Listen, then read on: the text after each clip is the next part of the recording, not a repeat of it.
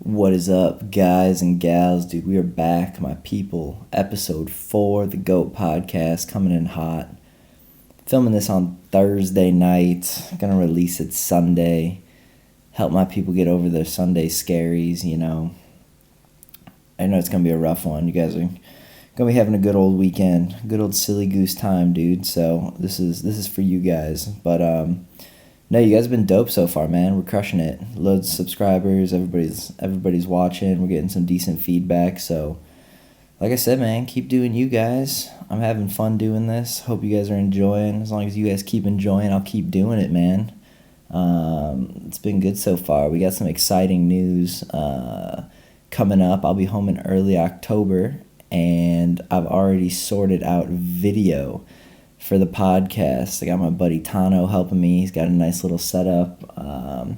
So yeah, man, it's gonna get official. It's gonna get real official, real quick. You guys will get to see me in full Gustav mode, like I am right now. Middle part looking stronger than ever. I look like a colorblind gym teacher at the moment. I'm dressed in 3 different shades of gray. And it looks like I cared way too much about teaching kids how to play kickball correctly, is what I look like. But can't stop, won't stop, man. You gotta embrace it, run with it. I'll be honest with you, man. Full Gustav mode has been something. I mean, I post on my Insta and Snapchat every once in a while, like rocking the middle part. Been rocking it at games lately. It's taken on a mind of its own, man. It started small, but dude, we're a movement out here, dude. You gotta, dude, go full Gustav, dude. If you got the hair to do it, if it's long enough, I strongly suggest you rock a middle part for a day and see the feeling it gives you, dude. You get that tingle, bro. It's like that feeling you get when you're at the movie theater with like your first girlfriend. You're like, shit. I don't know how this could end, dude. You're at a scary movie. She's like, she touches your hand. You're like, oh, like it's that kind of feel, It's empowering. Your world changes a little bit, that's for sure. But I'm gonna keep doing it. It's becoming a move. I got a buddy now who's joining the movement soon. He needs a little more time, he said, for some length on the hair, but he's gonna be joining full force, dude. And then it's gonna be Gustav and Sven. And all I gotta say is watch out, Chicagoland area, when we're back home, because it's gonna get dangerous. Real dangerous, real quick. But yeah, man, besides that, dude, another shibby Thursday. We got a game tomorrow against Koske. Pretty big game. If I'm correct, they have same amount of points of us in the table. So it'll be our last big game as far as pivotal point moving in the table and seeing where we can end up. And after that, dude, just 5 games left. We're in the home stretch here. Last time we played this team, we played them away at 3rd place, and it was far as hell. That's all I remember. It was a long bus ride. We rocked up. Things did not go our way. I think we dropped that game. We lost that game. It went to shambles pretty quick. It wasn't like a deserved loss either. It was one of them nasty ones, but that's a sports, It'd be like that. That's sports. You lose some. But no, it should be a good one tomorrow, man. Boys are fit and flying. We're in a good run of form. Got a couple wins, so we'll see what we can do. We'll see what the boys can pony up, dude. If Gustav's got a banger in him, dude, I'm hoping to let one loose.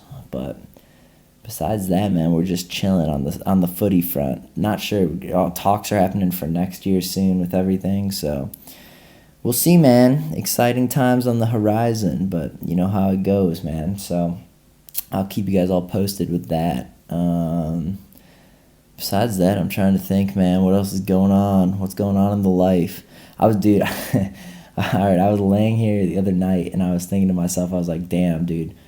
Like, parents, it's always like a parent thing. It's just like parents can't help but to tell their kids, like, the shit that they were able to do that you can't now, It's like, oh, yeah, we used to do this, for fun. And you're like, well, that's illegal now. We can't do that. So, like, every generation gets away with more shit than the one that comes after it because they ruin it for the next ones. So, it's like that, Think of, like, our parents, they got to, like, I don't know. They did some crazy shit. They got to like walk to school and stuff without like cell phones, you know. They could have been abducted, you know. They got away with that shit. And they did like, their pranks were just mean as hell. Like their pranks weren't really pranks, they were just destructive, you know. And then we couldn't do that shit because we would have got in trouble. Think of what their parents got, like your grandparents, dude. They got away with shit crazier than that. They got away with fucking Vietnam, bro, you know. It's wild times, loose times, you know. Before that, people were robbing stage cars, you know. It's how it goes. You can't do that now. Imagine trying to rob a fucking train with a horse. Dude, that happened. Like, that was a thing. You could rob fucking trains with a bunch of horses. And fucking all you needed was a bandana and a cowboy hat. You know? I don't know. Shit changes. That's all I gotta say. But I don't know. I was thinking about the shit we got away with, man. It was like we wreaked havoc in my neighborhood for a good 3 years, bro. Like nobody was safe. I'm pretty sure people actually would like thought twice, and we didn't live in like a bad neighborhood, but like people thought twice leaving their house at certain times because me and the crew, man, we were just wreaking havoc. My thing was I went through a phase where I like to steal construction signs that were like on the side of the road. And then we'd set them up in the neighborhood at like intersections, like stop signs, and then we'd only block off like 3 of the 4 so you could trap the cars coming from the one way. And then we'd pop out of the bushes, bro, like guerrilla warfare. This shit was no joke. And we'd come out with like, normally like eggs were the go-to, you know, run down to the 7-Eleven, grab some eggs, you know, let a car have it, carry on with your night. But dude, there was one time, bro, it was like me, my buddy fucking Brian, and Tano, dude, and maybe there was a 4th person, I'm trying to think, but I remember one night we were so adamant on just wrecking somebody at this crosswalk by my house, and we didn't have any eggs, or maybe we had like 2 eggs, I don't know. And so we were looking through the fridge, and I was like, shit, we gotta grab something my mom won't like realize is missing, you know, something. I mean, you're not gonna steal like steaks or something, because, you know, as fun as it would be to slap a ribeye off a car, you know, Ma's gonna be pissed, bro, if dinner's gone. So like, you're looking for shit that's like almost expired, maybe, I don't know, some old cheese. I think we ended up settling on, we grabbed ketchup and mustard, and then like cherries. We were desperate, bro. But it's like, think about it too, though. Instead of your car really getting egged, imagine if there was just some dickhead kids throwing cherries at it. It'd almost make you more mad. Because, yeah, I don't know, man. There's something about an egg, like you can handle that because it's an old prank, you know, it's expected. But somebody comes up, fucking runs on your car gang style with cherries, bro. It's disrespect. It's a new level of disrespect. But yeah, so we blocked off the intersection. I remember that. And then we jumped out of the bushes. This car came rolling around, fell right into the trap, and we came out and we got him. I think my buddy hit him with the ketchup and the mustard combo, gave him that foot-long hot dog combo, and then me and my other buddy came out with the cherries, bro, and we dipped. And I remember thinking it's going to be an easy getaway, but this dude had wheels. This guy didn't, like, most people tried to follow you in their car, and, like, you kind of knew then you were safe. They were never really going to find you. You just went to some backyards, bang, you're done. But this dude he left the car. He left the car running in the intersection and came for us. And he was pacey. He was a pacey 40-year-old. So I remember that one. My heart was pumping a little extra, for sure. A little extra. But we got away, man. Never got caught. So that was good. You know, you got to make sure you're at least not the slowest in the group. Because, like, one guy can get hung up. But if you get caught, man, you can get walked back to your parents. They're going to be mad as hell. Oh, can't have that. But yeah, man, so we got away with a lot thinking about it. We used to do that. What else did we do, man? Oh, the best one I think this might have been my creation. I can't remember. There was a few of us. But we came up with the summer snowball. Was like we'd take like a full roll of toilet paper. And we were like, oh, let's do this. This is going to be a great idea. We'll just throw this roll of toilet paper at a car and like see what happens. Maybe it'll like unravel or something. I'm not sure what the end game plan was, but we were chilling at my buddy Rocco's house, and you know, they're wealthy, like they're very well off, and you know, there's tiers of wealth in every neighborhood. Like, you know, we were not the wealthiest in our neighborhood, so as a young age, it's hard to calculate that. You don't really take that factor in. You're blind to it. But looking back on it, it was a major oversight. Because we got toilet paper from Rocco's house, and like I said, they were doing well. So they had that thick toilet paper, like that kind of toilet paper. Like, there's levels. There's like the toilet paper at the airport that you can see through, and then there's like, the toilet paper that at least you can't see your hand on the other side, and it doesn't hurt, but it don't feel great, on your ass. But then you got like the quilted Bounty Northern, triple stitch, that combo, that well, like you're wiping with wealth. You know what I'm saying? Like the good stuff, and that's definitely what we got from his house. And I drew the short straw, and they're like, bro, you got to get this next car. So I'm waiting. And I remember I was winding up, dude. I was channeling. I was like an MLB pitcher, bro. And I came out the side of between these two houses, and I let it rain. But, dude, the sound it made when it hit this minivan, dude, it was this red minivan. I'll never forget. It was a thud. And I was like, oh, no. Like, that definitely fucked up the car. Like, that didn't sound like toilet paper. That sounded like I threw a rock. And I remember we dipped. We were like, oh fuck, that was not good. Like, people heard the sound, dude, and I think that our whole crew of like 7 scattered. But there was a neighbor who was like working on his car. We didn't wait late enough. I think that's what it was. It was only like 9 at night. There's a neighbor working on his car out front. He saw us, so he took off after us too.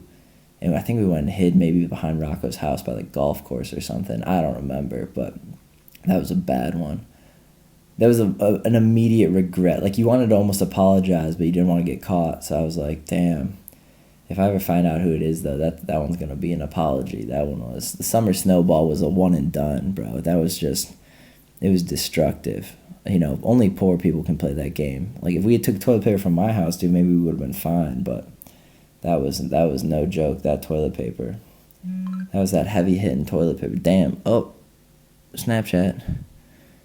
Not gonna apologize. Snapchat in the middle of filming. Yep. So, yeah, man, I don't know. I was thinking about that. That's crazy. That's some crazy stuff. Dude, also today, what was I gonna say? Oh, fuck. Yeah, today I was fucking shaving my chest, like any dude does in 2019, But I got like, it's weird too, because I don't understand my chest hair, I'll be honest with you. I never have. I got these weird genes where it's like, I obviously got like quite a bit of facial hair, and along with that comes some chest hair sometimes. And I got like a weird sports bra of chest hair. It like only grows on my chest and nothing on my stomach and like my back, nothing. And thank God, because everybody knows like back hair is like just the grossest. There's nothing you can do about that.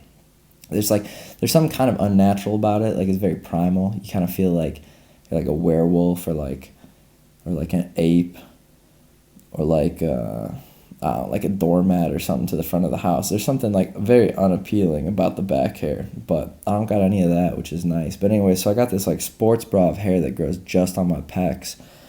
So I was shaving it in the shower, and it's just your pecs, so like you're not really taking too much care.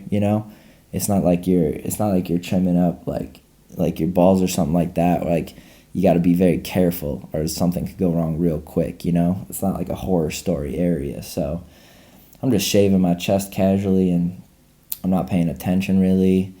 I was listening to some music, so I was like, and then all of a sudden I look down, and I've got like a steady stream of blood coming from my one pec, and I'm like, oh, that's not good. What happened there?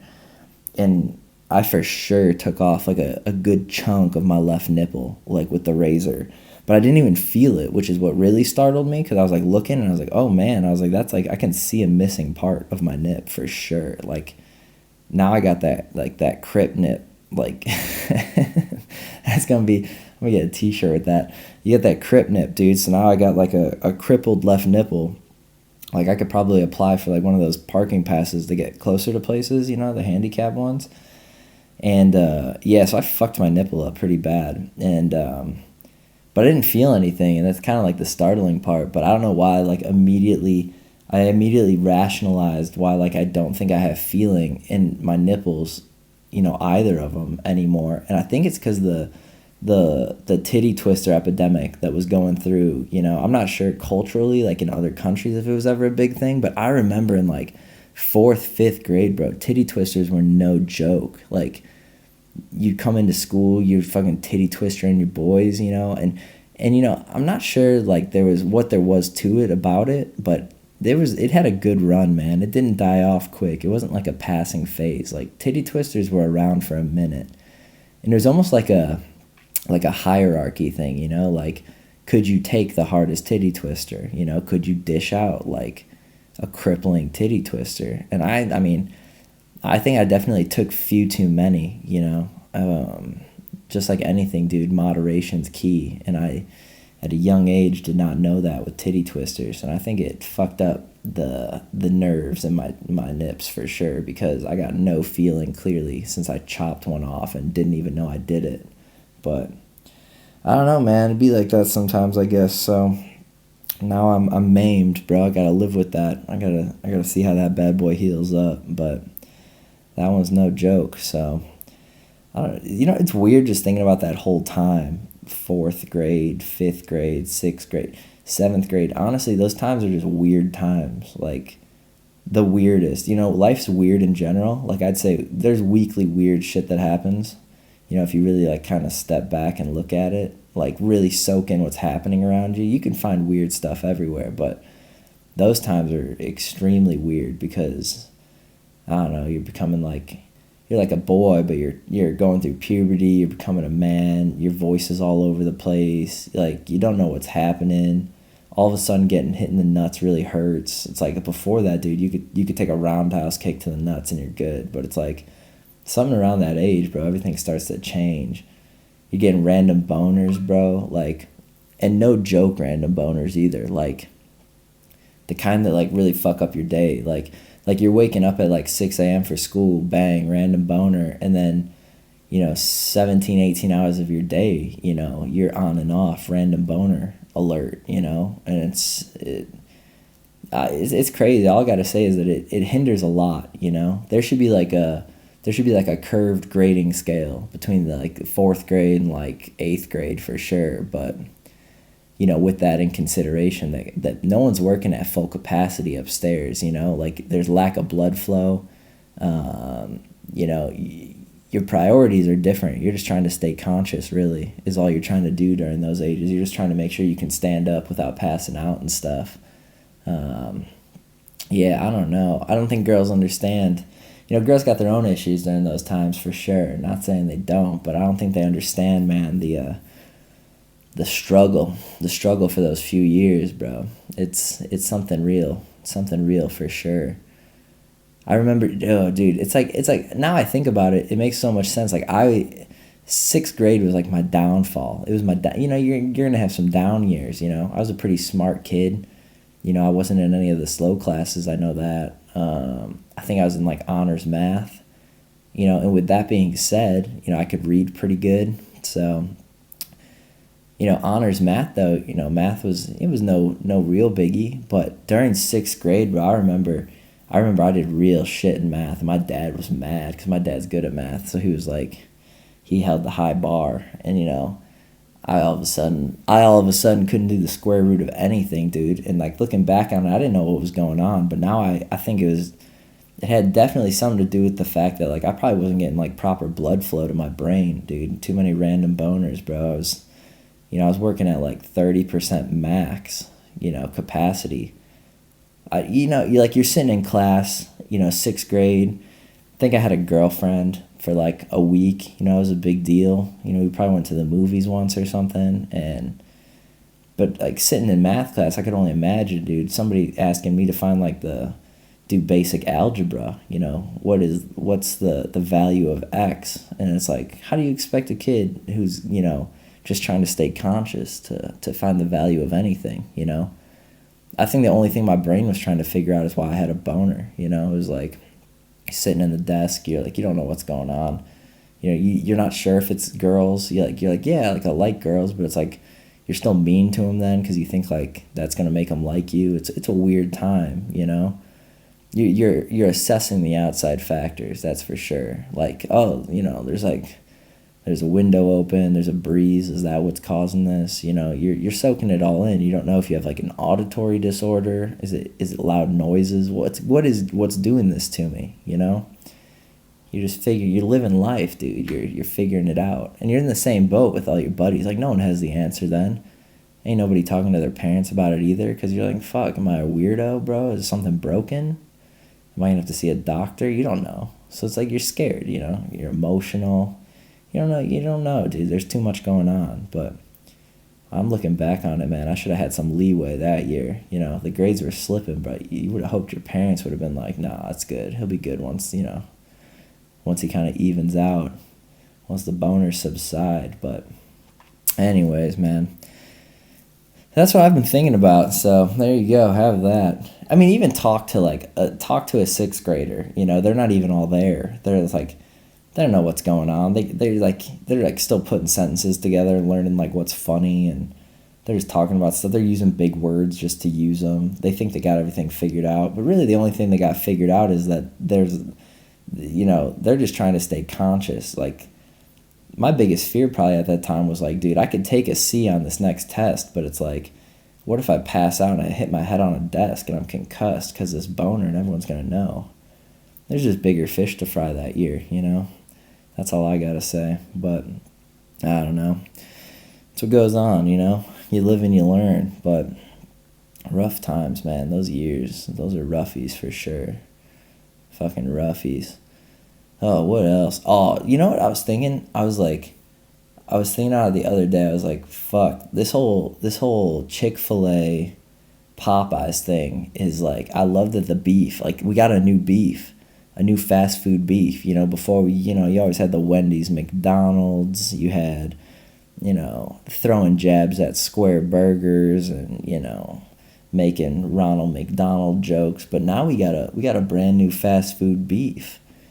We got this Chick-fil-A Popeyes. And for those who don't know what those are, non-Americans, Chick-fil-A is like, it's really just famous for its chicken sandwiches. It's got, the crispy chicken sandwich, and it's got like the grilled chicken sandwich, and they got other stuff like chicken nuggets and stuff, but you don't fuck with that unless you're like a little kid. So they got these slapping chicken sandwiches though, they come with the 2 pickles on it, get some barbecue sauce, dude, have yourself a feast. But Popeyes is more like your dirty South kind of chicken, It's like, it's that mentality, It's like, it's got that good seasoning, but it was never known for its chicken sandwiches. It just had, chicken wings and other stuff, mashed potatoes, the soul food. But now they came out with a chicken sandwich, like they're trying to contend with Chick-fil-A. And there's been beef back in the States. I saw a picture on Instagram. Chick-fil-A put something like, because Popeyes released this sandwich and they ran out of chicken sandwiches, I guess, because it was such a hit. People were like, damn, we got to try this. And then Chick-fil-A clapped back with like, oh, we don't run out of chicken sandwiches ever, Popeyes. And then Popeyes was like, yeah, but people got to eat on Sundays. And for those who don't know, Chick-fil-A isn't open on Sundays. No locations. They're like a super Southern conservative, what am I looking for? I'm battling, I think, concussion symptoms here.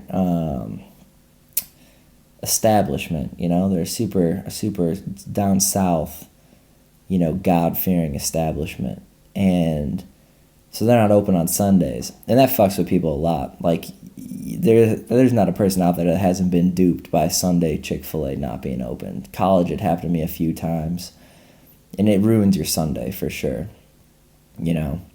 I'm just going to say it doesn't make people more religious when they get shut down on chicken on Sunday, So that's the one strike Chick-fil-A's got against it. But they do got damn good chicken sandwiches. And, like, everybody in a Chick-fil-A is, like, they're super, super, super, like, nice. Like, over-the-top nice. I'm trying to think what they say all the time. I think it's my pleasure. Like, if you ever say, like, thank you, they're like, oh, my pleasure.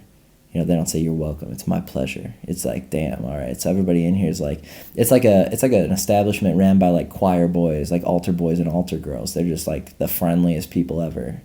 Like, you could honestly say anything to them. You could be like, I don't know. You could be like, this chicken sandwich was shit, dude, and your mom's ugly, and they'd be like, oh, like, my pleasure, and like, sorry, I'll try and fix that. Like, they can never get mad, you know. It's one of those places. Whereas like Popeyes, it's like, you know, anything could happen at a Popeyes. Honestly, like, there's been probably shootings at Popeyes. People have probably, like, you know, there's been probably like bathroom weddings at Popeyes. I'll be honest, I can't remember the last time I ate at a Popeyes. I think, I could be wrong. I think last time I was at a Popeyes was like 6 years ago. Don't know what warranted me to end up in a Popeyes, who I was even with. I think I remember, though, because I was in the bathroom and I went to take a piss at a Popeyes. And, you know, that's strike one against me. You know, you got to know, there's certain restaurants, you got to know, like, which ones are cool to even use the bathroom. Like, you know, nice restaurants, fancier restaurants, sure, bathrooms, you know, probably going to be all good. Like, but a Popeyes is not that place. You know, it's not that place to use the bathroom. I'd say more Popeyes probably have like tape over the bathroom than not. Like, so they don't even want you to use their bathroom, really. You know, it's that kind of place. So anyways, I went to go take a piss at a Popeyes, and I remember I was taking a piss, and there was a stall next to me, and there was a dude taking a shit at this Popeyes. Dude, this man took his shoes off. He took his gym shoes off his feet and like kept them in between his legs and like was chilling in his socks in the bathroom. And listen, dude, I don't know, again, you know, what kind of place he was in, but if you get to a point in your life where you're taking any sort of shit that you need to take your shoes off in a Popeyes, you know, it's gonna be a rocky road, is all I gotta say. Life is not easy, dude. It's as blue collar as it gets at that point. So I don't know. You know, Popeyes, you gotta have your head on a swivel at Popeyes. Popeyes is like, you know, enter at your own risk. I think that's on most of the doors, honestly, when you walk into a Popeyes. But like the reward could be really great. You know, you get that perfect chicken, you know, some days, and it just puts you in a good place. But anyway, so yeah, so there's this big chicken sandwich beef going on. And I don't know, man, I've heard mixed reviews. I've heard Popeyes got pretty, like, these sandwiches are pretty damn good. So, you know, it's kind of like that, though. All bad restaurants, you know, it's almost like sometimes, like, the dirtier the restaurant, the better the food, you know? I know, like, with Mexican food, it's like that a lot. Like, I don't really eat at, like, super nice Mexican places back home, but I got this place by my house, El.4. That's another place, man. I'm sure that bathroom... I've been that place has been next to my house my whole life, and I'll be honest, I think for 20 years they've had the same tape over the door that the bathroom's not even open. You know, they don't even want you to use the bathroom. It's like, you know, they're probably like understaffed. You know, you only got so many hours in the day. What are you gonna focus on, the food or the bathroom? They're like, you know, fuck the bathroom. If someone's really got to go, you know, there's like a hair salon next door. So you just got to know what you're getting into. But yeah, Popeyes is kind of like that. So I could see Popeyes giving Chick-fil-A a run for its money. But Chick-fil-A's got like this diehard following, man. They got shooters everywhere. Like there's people that are like, they're no joke. Like if you're like, oh, Popeyes chicken sandwich is better, they're like, fuck you. It's like, oh, damn, okay. Well, Jesus. It's a bit aggressive, but you know, that's Americans over their food. Over stuff in general, man. There's hard stances. You know, there's no middle ground sometimes. So I don't know, man. I'll have to see for myself when I get back. I'll definitely give both of them a try. But let me know, guys. If you've tasted both, I'd like to hear from more people. So please write a comment. Let me know where it stands, because I'm watching from afar right now. You know, I'm intrigued. I'm intrigued for sure. But fuck, man, we're getting close to the 30 minutes already. But yeah, guys. So you know, you guys know the deal. I appreciate everything. You guys have been super fucking dope. Keep on liking, keep on subscribing, you know, share it with, you know, at this point, see, at first I was like, you know, we should keep this mild, you know, see what our demographics looking like. We know the demographic, you know, you degenerates listening to this, you know, we know where we stand. I don't even know why I was worried at first. You know, share it with everybody. There's foul language. There's some taboo topics on here. Just share it with everybody. Who gives a fuck? Grandparents, your cousins that you only see on holidays, you know, everybody. Just share it with everybody, you know. we're here to stay. That's all I gotta say. This is a movement. This is bigger than a podcast. It's a movement, bro. We're going full Gustav. And if you ain't about it, you ain't about it. Jump off the ship, dude. But the ship's sailing. That's all I gotta say. We're taking off. But yeah, guys, so I'm gonna release this Sunday. Get over those Sunday scaries, get over the hump, start your new week, and then we'll have another episode coming out on probably midweek, so probably Wednesday, Thursday-ish. But yeah, guys, with that note, I'm signing off. Gang, gang. I'll see you guys soon.